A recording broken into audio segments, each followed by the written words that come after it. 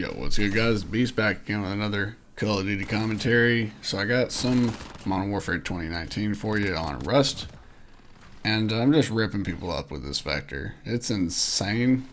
This is a little bit of an older gameplay. It's about a year old, but in the game's prime, it was prime time where the game was. I think they just actually released this gun, and I was testing it out, getting attachments for it, and I had the integrated suppressor barrel, or I think it was just the extended barrel. Yeah, it's one of the two, but it increased its range and all that, and the gun just shreds people. I love its high rate of fire, and it's a monster. I mean, it just melts people. Look at this shit. Like, it the dudes don't stand a chance with it. It's insane. It was one of my favorite guns to use, along with the M13. That was my favorite AR to use, and mainly because I think I just like high rate of fire weapons, because if you have good aim, you can drop people super fast. It rewards really good aim, and just deleting people. And I kind of talked about this in the last video, a little bit more about Modern Warfare, and I decided to find a Modern Warfare gameplay and show you guys some more, and just kind of talk about it, and get my thoughts a little bit on Cold War. Yes! And I don't know, a little bit more about Call of Duty Vanguard maybe. So I think that by now, far and large, that a lot of people prefer Modern Warfare to Cold War. Myself included. I think Cold War, I don't even think it had a chance. Modern Warfare 2019 actually had potential. Modern Warfare 2019, it had a lot of good features. So let's go over them in this video. So I didn't write anything down, just going off the top of my head. So that should show you what I remember the most about this game. So this game innovated a lot. I kind of brushed up on it when I was talking about Ghost the other day. But this game had a lot of cool things. So obviously they brought features in that we didn't care for. They brought leaning back. Didn't really care for that. The mounting and stuff, where it was cool. It was a cool novelty where it lowers your recoil, but you can't move. You don't have as much mobility, so you can get stuck.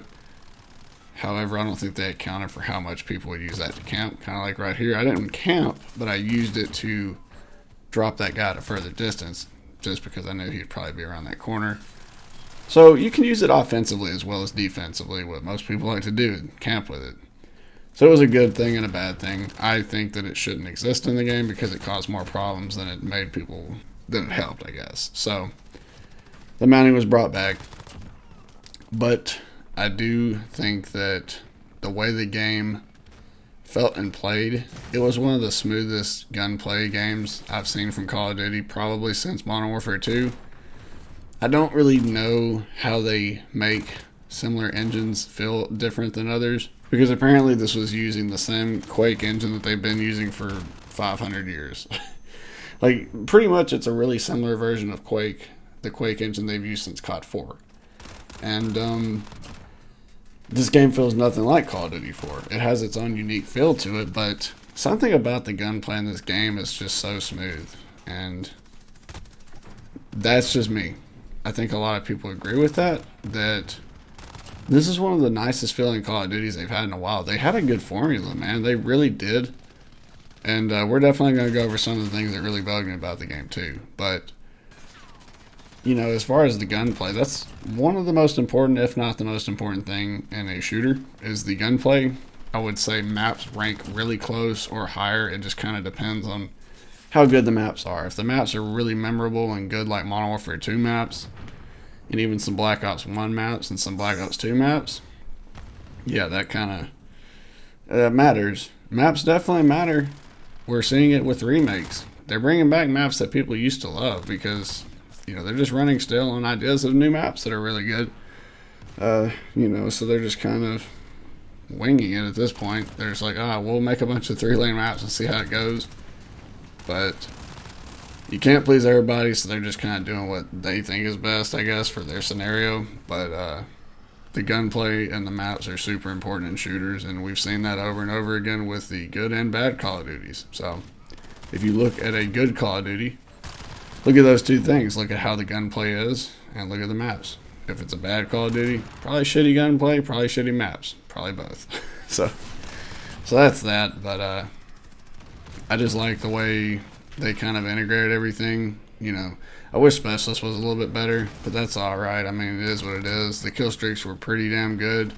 I like how they had some perks where you can make it where the kill streak stacked, like the Modern Warfare 2 days. I wish it was naturally integrated in the game, but a lot of people would probably assume that would be overpowered. I don't really care. I'm all for playing fun. I don't care if it's necessarily balanced. It doesn't have to be balanced exactly to be enjoyable. Modern Warfare 2 is one of the most favorited Call of Duties, and that game didn't know what the word balance was. They threw it out the window, and they railed a few lines of Coke, and then they drank some Red Bull and said, let's fucking go! And just made Modern Warfare 2. That was Modern Warfare 2. It was a coked up bender, and it was fun, man. And you know, I mean, yeah, obviously it was very frustrating too. It was probably the most fun and frustrating Call of Duty at the same time.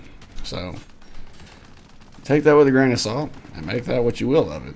But I had a lot of fun, and maybe also a lot of the reason a lot of us had fun playing the older Call of Duties was because the community was different back then.